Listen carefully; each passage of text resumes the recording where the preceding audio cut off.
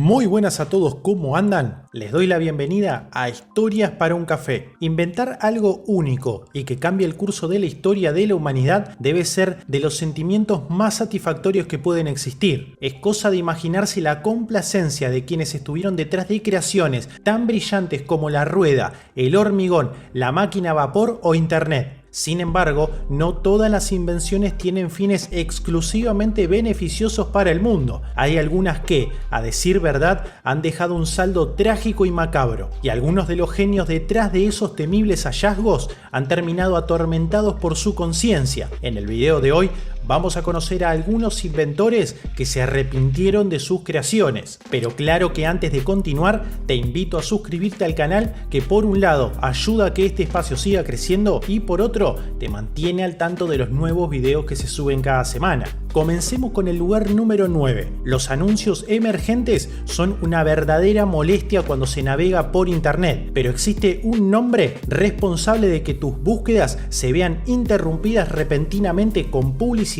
que bloquea el contenido completo de las páginas. Ethan Zuckerman trabajó como empleado de la compañía Tripod, que se dedica a la creación de sitios web. Ethan explica que en aquel entonces Tripod ofrecía sitios web gratuitos, aunque llevaban ya 5 años intentando generar ingresos de alguna u otra forma. Al final encontraron una financiación en la publicidad y en el camino crearon una de las herramientas más odiadas, el anuncio emergente. Dice Zuckerman en un ensayo nombrado El pecado original de Internet, que escribió para The Atlantic. Lo siento, nuestras intenciones eran buenas. Sigamos con el lugar número 8. El inventor estadounidense Philo Farnsworth creó la primera televisión totalmente electrónica. Eso sí, Farnsworth tenía una visión idealizada de lo que sería la televisión en la sociedad. Según su creencia, permitiría que las personas aprendieran unas de otras, siendo la TV un medio de comunicación y que, además, resolvería los problemas mundiales. Este inventor,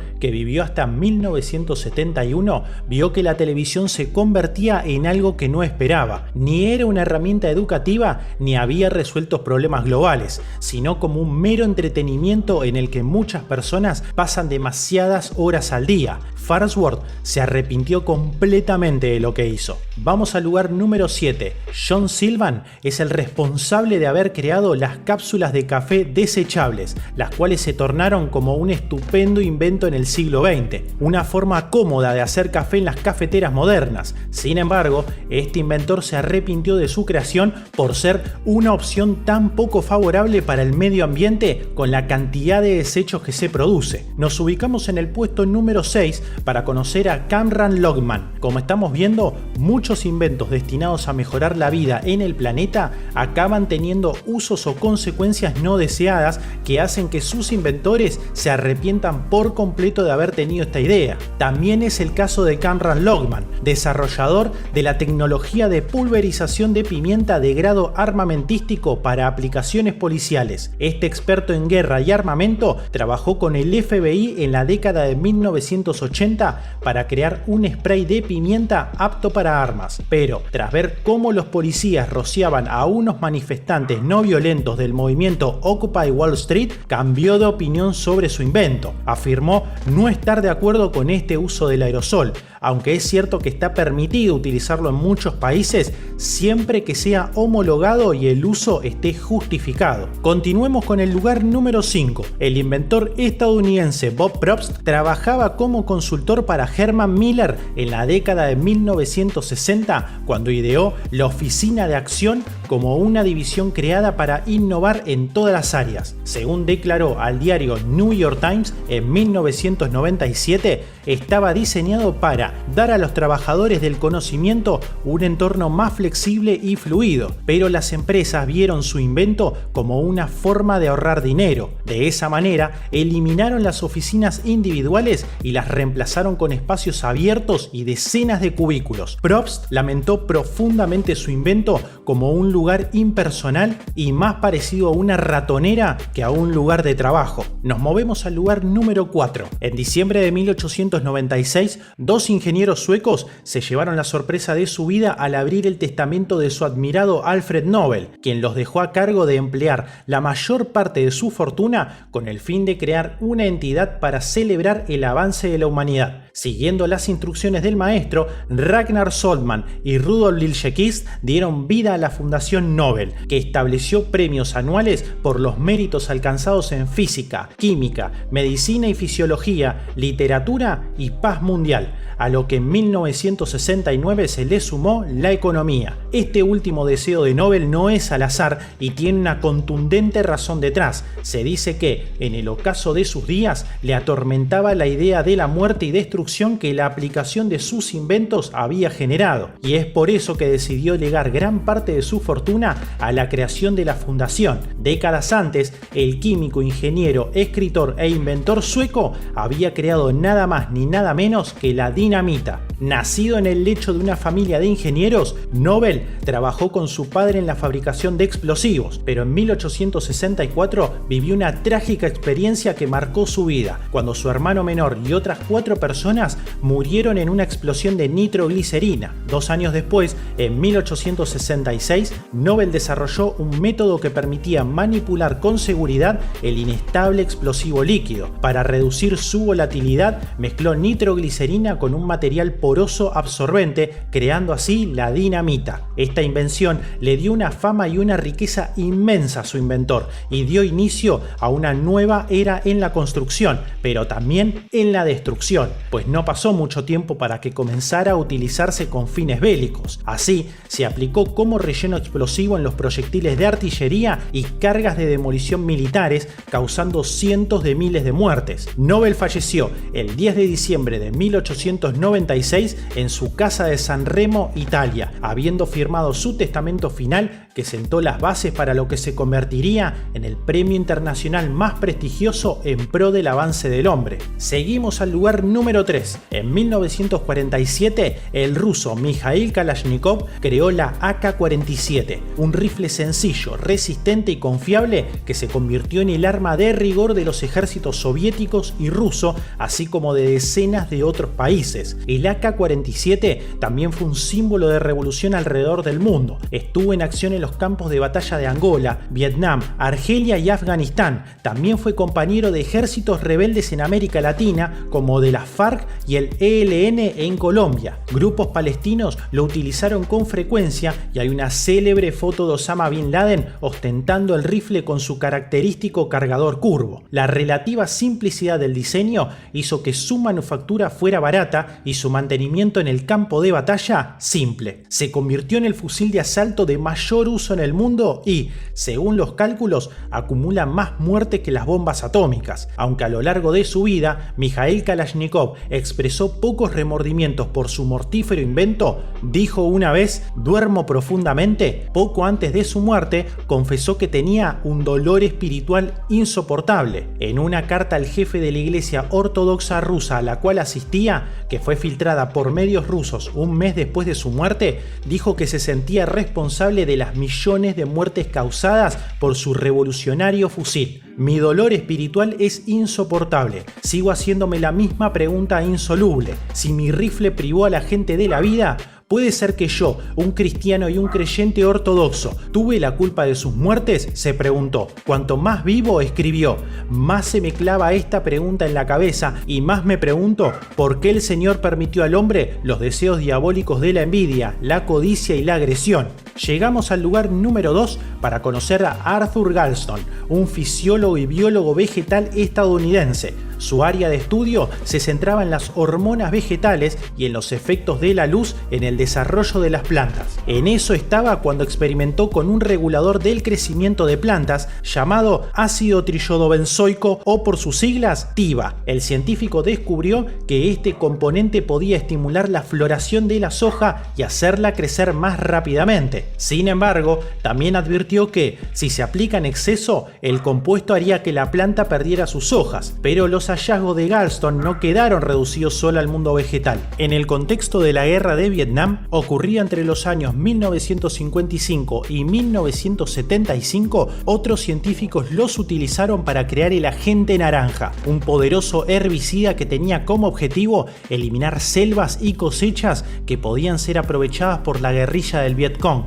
Así, desde 1962 a 1970, las tropas estadounidenses liberaron aproximadamente 20 billones de galones del herbicida para destruir cultivos y exponer las posiciones y rutas de movimiento de sus enemigos. Ante esto, Galston se vio profundamente afectado y alertó a las autoridades y al mundo en repetidas ocasiones del enorme daño ambiental que estaba causando el agente naranja. Luego acusó que el herbicida también presentaba un riesgo para los humanos. El componente más peligroso del agente naranja es la dioxina, un contaminante que puede permanecer en el medio ambiente por décadas y que, entre otras cosas, puede causar cáncer, malformaciones en el desarrollo fetal, problemas de infertilidad y atacar los sistemas nervioso e inmune. Las advertencias de Galston y otros científicos llevaron a que el gobierno de Estados Unidos ordenara un estudio toxicológico. A la luz de los resultados, el presidente de ese momento, Richard Nixon, ordenó la detención de la fumigación del agente naranja. Más tarde, el biólogo vegetal diría: solía pensar que uno podría evitar involucrarse en las consecuencias antisociales de la ciencia simplemente no trabajando en ningún proyecto que pudiera tener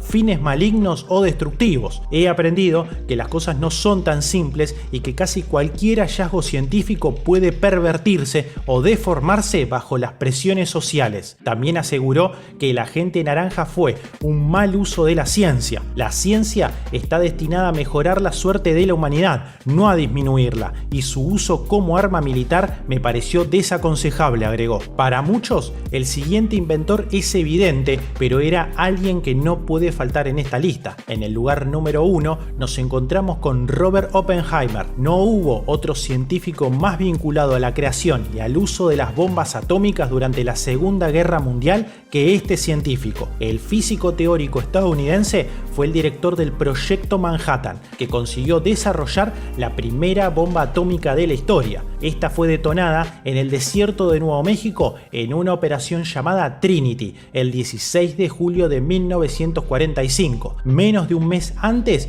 de que se lanzaran las bombas sobre Hiroshima y Nagasaki en Japón, donde se estima que murieron entre 150.000 y 250.000 personas. Oppenheimer, una figura compleja y carismática, se había dedicado a estudiar los procesos energéticos de las partículas subatómicas, incluidos los electrones, los positrones y los rayos cósmicos. Pero el conflicto bélico que se vivía por esos años en el mundo hizo que su vida profesional tomara otro rumbo. Así, luego de que Albert Einstein le enviara una carta al entonces presidente de Estados Unidos, Franklin Roosevelt, advirtiéndole del peligro que amenazaba a toda la humanidad si los nazis se convertían en los primeros en fabricar una bomba atómica, la idea de crear un arma nuclear a nivel gubernamental en Estados Unidos se volvió prioridad, y quien lideró ese proceso fue justamente Oppenheimer. Rápidamente comenzó a buscar un proceso para la separación del uranio 235 del uranio natural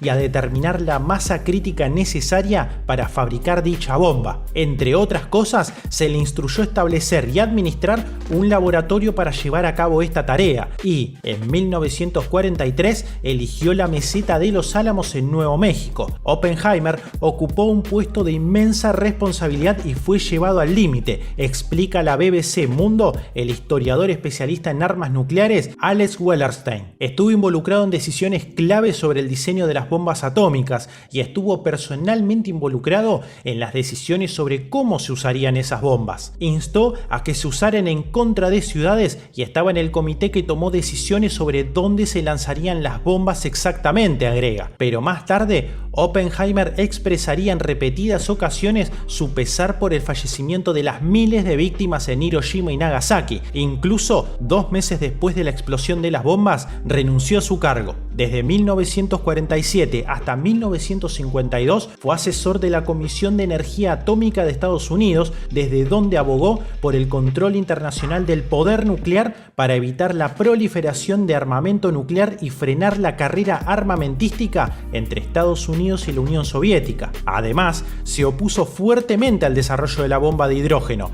pero sus esfuerzos no tuvieron éxito. Debido a sus polémicas declaraciones públicas que le sumaron varios enemigos, se le retiraron sus credenciales de seguridad y se le acabó despojando de su influencia política. A fines de la década de 1950 y principios de 1960, Oppenheimer estaba bastante amargado y lamentaba muchas cosas. El área de su arrepentimiento siempre se centró en estos fracasos de la posguerra. Lamentó no haber tenido éxito con sus ambiciones de control de armas y haber sido incapaz de frenar el aumento de grandes arsenales de varios megatones, dice Wallerstein. Luego de la explosión de las bombas, Oppenheimer declararía que le vinieron a la mente las palabras del texto sagrado hinduista Bhagavad Gita: ahora me he convertido en la muerte, el destructor de mundos. Muchos historiadores han interpretado estas palabras como un sentimiento de culpa respecto de su letal creación. Para otros, como Wallerstein, tiene más que ver con el asombro ante algo más allá de este mundo, como son las armas nucleares. Con todo, a Oppenheimer siempre se le recordará y conocerá como el padre de la bomba atómica. Espero que el video te haya permitido conocer más acerca de la historia de los inventos y sus creadores. De ser así, me podés regalar un pulgar arriba y suscribirte, que me ayuda mucho. Esto ha sido Historias para un Café y nos veremos pronto. Hasta luego.